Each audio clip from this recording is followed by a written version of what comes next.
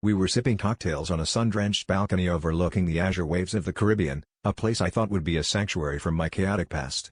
Just as I was losing myself in the idyllic setting, she turned to me, her eyes suddenly cold and distant. "I have to tell you something," she said, her tone slicing through the tropical air like a blade. I braced myself, expecting the usual relationship talk, but what came next shattered my world. "I'm a private investigator," she confessed, "hired by your ex-wife to find your hidden assets." My heart stopped. The woman I'd fallen for, the person I thought I could finally trust, was nothing but a hired spy. The confession hit me like a tidal wave, sweeping away the fragile sense of security I had so desperately clung to. I felt the ground beneath me give way, leaving me in freefall. "How long?" I demanded, anger and betrayal churning in my gut. She looked away, guilt etched across her face. 6 months, she admitted, her voice barely a whisper. 6 months of lies, deceit, and manipulation.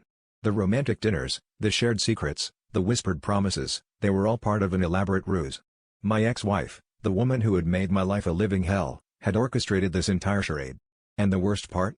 I had unknowingly let her into my heart. As the initial shock subsided, a burning rage took its place. I wanted to lash out, to scream, to make her feel the anguish that was tearing me apart.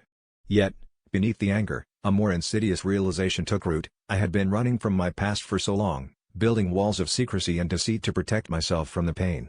In doing so, I had unwittingly turned my life into a fortress of lies, one that my ex-wife had easily breached.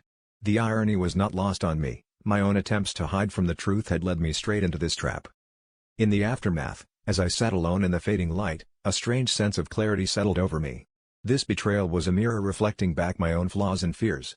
I had to confront the reality of my choices, the way I had allowed my past to dictate my present.